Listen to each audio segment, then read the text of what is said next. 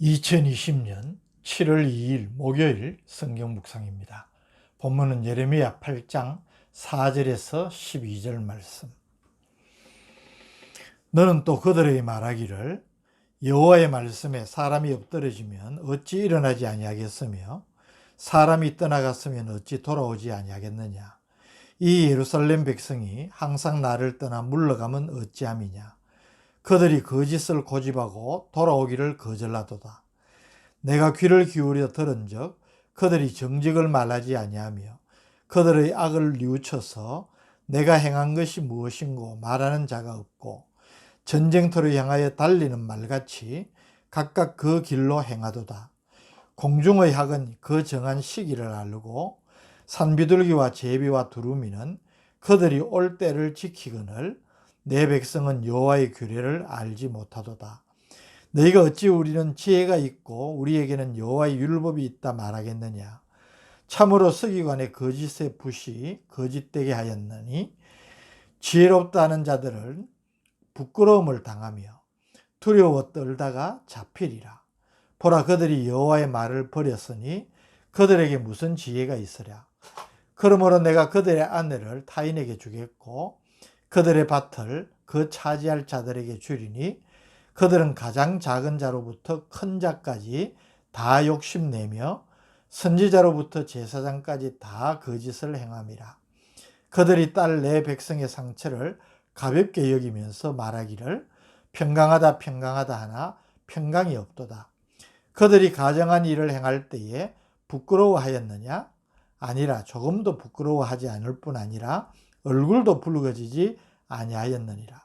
그러므로 그들이 엎드러질 자와 함께 엎드러질 것이라. 내가 그들을 벌할 때에 그들이 거꾸러지리라. 여호와의 말씀이니라. 아멘. 유다의 위선적이고 패역한 신앙을 책망하면서 그에 대한 심판을 경고하는 예레미야 선지자의 세 번째 설교가 연속되고 있습니다.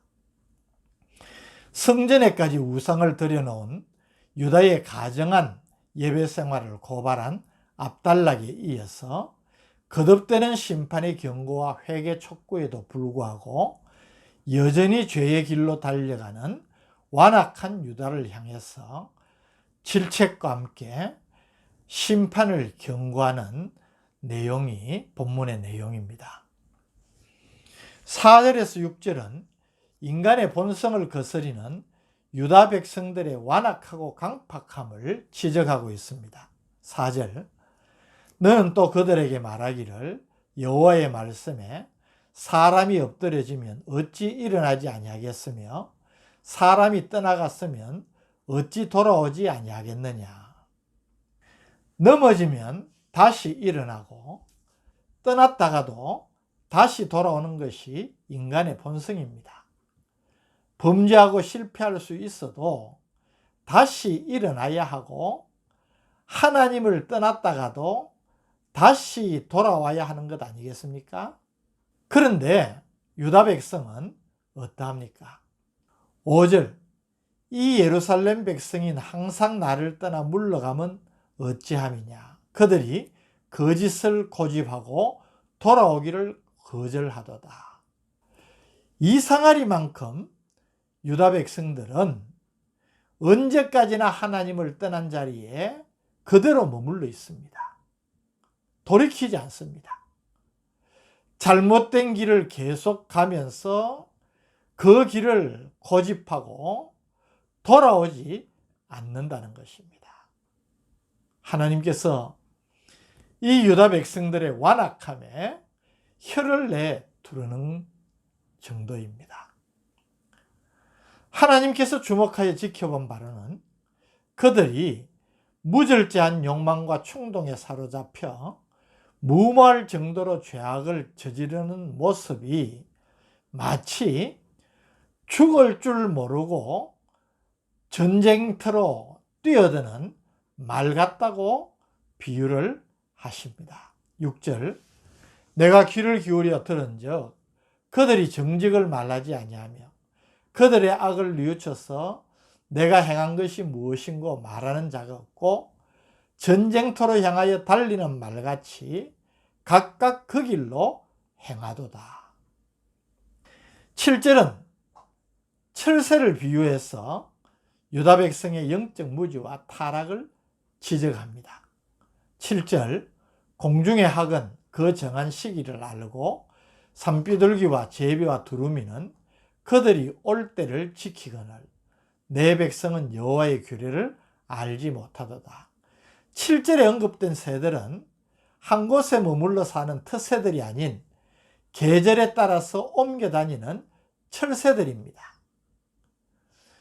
새들도 창조주 하나님께서 정하신 자연의 법칙을 따라서 돌아올 때를 지키는데, 하나님의 백성이라는 유다는 하나님의 명하신 규례를 알지도 못하고 지키지도 않는다는 사실을 지적한 것입니다. 8절은 하나님의 이러한 지적에 대한 유다 백성들의 항변을 보여줍니다. 8절, 너희가 어찌 우리는 지혜가 있고 우리에게는 여호와의 율법이 있다 말하겠느냐. 참으로 서기관의 거짓의 붓이 거짓되게 하였나니. 7절에 하나님께서 내 백성은 여호와의 규례를 알지 못한다는 지적을 하신 것에 대해서 우리는 알고 있다고 항변하는 유다 백성들의 항변의 근거는 그들이 하나님의 백성으로서 율법을 받았다는 사실에 근거를 합니다. 사실 유다 백성들은 조상들이 하나님께로부터 받은 율법을 계속 전수받았고 또 그 내용까지도 알고 있었지 않습니까? 그러나 그들은 하나님의 율법에 관한 지식이 외형적인 지식이었을 뿐, 하나님께서 이 율법의 순종을 통하여서 하나님의 백성들이 어떠한 삶을 살아야 할지를 요구하는 계명의 진정한 의미를 몰랐던 것입니다. 서기관들은 율법을 필사하고 해석하는 율법학자들을 가리키는데, 이들은 임의로 율법을 고쳐서 옮겨졌거나 율법을 자의적으로 잘못 해석해서 결국은 거짓된 것으로 만들었다고 종교 지도자들의 책임도 하나님께서 추궁하고 계시는 것입니다. 이 말씀들을 보면 스스로 지혜 있다고 하나 실상은 하나님의 계명에 대한 무지나 교만하고 완악한 자세를 가진 유다 백성들이 어떤 결과를 가질 수 있겠습니까? 그것을 9절이 말합니다. 9절, 지혜롭다는 자들은 부끄러움을 당하며 두려워 떨다가 잡히리라. 보라, 그들이 여호와의 말을 버렸으니 그들에게 무슨 지혜가 있으랴.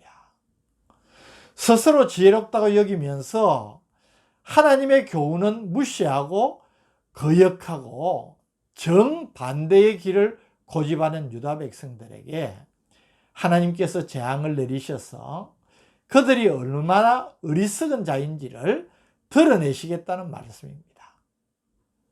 그래서 하나님의 말씀을 받고 들으면서도 무시하거나 거역하는 것은 가장 무지하고 어리석은 것이라는 사실을 저들에게 깨우치고 있는 것입니다.